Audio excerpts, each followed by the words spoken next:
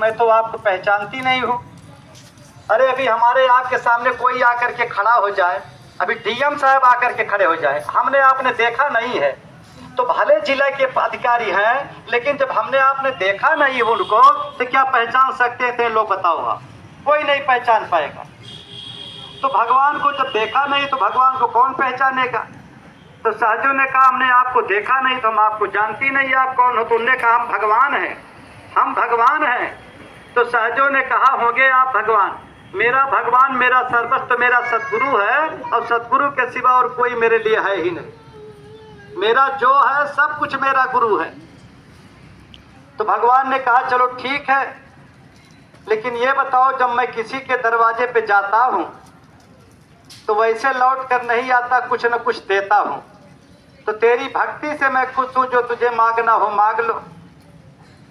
तो सहजों ने कहा मेरा गुरु समर्थ है। अब यही विचार करना हमको आपको है कि भगवान खड़े होकर के कह रहे हैं कि सहजो जो तुझसे मांगना हो मांग लो, और सहजो कह रही है कि मेरा गुरु समर्थ है, मुझे जो मांगना होगा मैं अपने गुरु से मांगूंगी। और यहाँ तक कि अगर आपकी जरूरत मुझको होगी तो अपने गुरु से कह दूंगी तो मेरा गुरु आपको भी उठा करके मेरी झोली में डाल देगा। ये मेरा गुरु इतना समर्थ है, मैं आपसे क्यों मांगूं? हम लोग प्रार्थना भी गाते हैं कि अगर किसी द्वार पर तेरा बंदा झुका, फर्क आएगा मालिक तेरे नाम पर।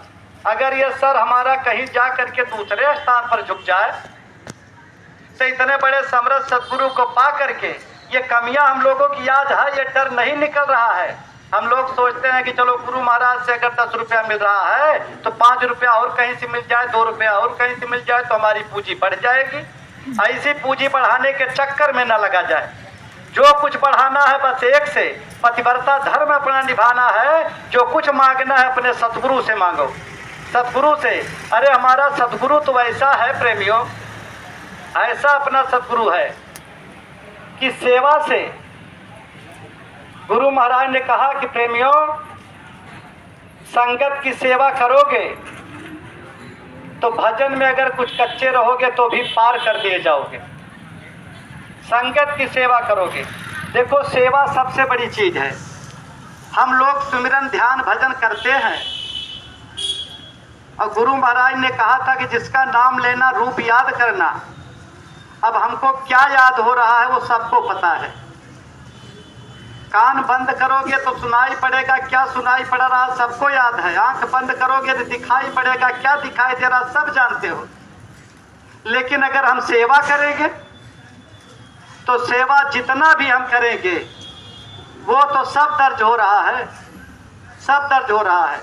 इसलिए ये गुरु महाराज जब तक अपने गुरु महाराज बाबा जय गुरुदेव जी महाराज थे, साल में 3 कार्यक्रम लगाते थे। होली, गुरु पूर्णिमा और गुरु दादा गुरु का भंडारा गहन सुदी दशमी को 3 कार्यक्रम। और लोगों के अंदर बड़ा उत्साह होता था, बड़ी सेवा देते थे, 3 बार लगता था। लेकिन जब से मालिक आए, वक्त के सदगुरु जब से आए, तब से एक महीने में 3 कार्यक्रम लगा देते हैं। हम लोग एक काम आदेश पूरा नहीं कर पाते तब तक दूसरा आदेश आ जाता, वो नहीं पूरा कर पाते तब तक तीसरा आदेश आ जाता है। तो इसका कारण है, जानते तो हम नहीं हैं और न आप जानते हो।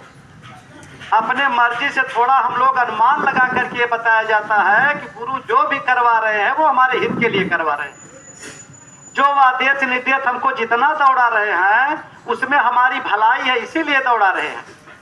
गुरु महाराज को हमको हमारे घर पहुंचाना है, बस इसीलिए दौड़ा रहे हैं। ये लगता है ऐसे, और सच्चाई क्या हो तो मालिक जाने। हम लोग अपने मर्जी से अपने मन में सोच करके उसका सोचते हैं कि ये काम शायद इसी वक्त इसीलिए कर रहे हैं। तो हमको आपको हिम्मत नहीं हारनी है।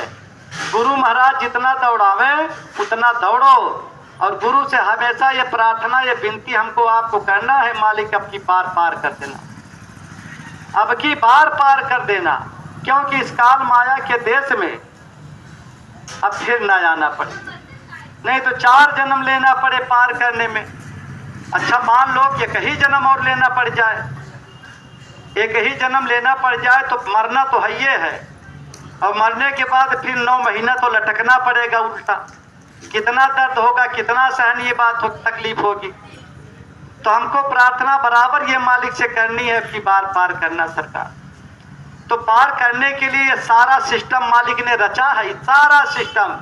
न बैठ रहे हैं और न किसी को बैठने दे रहे हैं। कहा कि फीता बांधने के लिए छुट्टी नहीं पाओगे जूता में, आगे इतनी सेवा की होड़ लगेगी। तो वो लगी है, स्वयं दौड़ रहे हैं, हमको भी दौड़ा रहे हैं। तो भगवान ने कहा सहजो मांग लो। कहा जो मांगना होगा अपने गुरु से मांगूंगी। अच्छा कहा ठीक है, ये बताओ, अरे अपने कुटिया के अंदर क्या मुझे तू बैठने के लिए भी नहीं कहेगी? सहजो ने कहा कि मेरी कुटिया के अंदर केवल एक सिंहासन है, केवल एक आसन है, और उस पर मेरा गुरु विराजता है, बैठता है। आपको कहाँ बैठा हूँ, आपको कहाँ बैठा हूँ? और हमारे आप के भी एक है, हमारे आप के अंदर भी एक ही है, मन तो एक ही है। कहा कि ऊधो मन न भयो 10-20, और एक हु तो सो गयो श्याम संग, अब कोई और आधे इस ऊधो मन न भयो 10-20। अरे मन तो एक है, वो क्या कह रही है? हे उद्धव, मन तो एक है, अब वो कन्हैया के पास चला गया है। अब किसी दूसरे देवी देवता भगवान की पूजा मैं कैसे करूं? हम लोगों के पास भी मन एक है, और वो एक मन हमारे मालिक के पास, हमारे गुरु में लगा हुआ है। जब हमारा मन हमारे गुरु में लगा है तो आखिर दूसरा मन है नहीं, तो आप दूसरे की कैसे आराधना करोगे? तो भगवान ने कहा अच्छा सहजो, दिखा तो अपने कुटिया के अंदर। तो जब भगवान को सहजो अपने कुटिया के अंदर ले गई तो देखा कि एक आसन है। तो कहा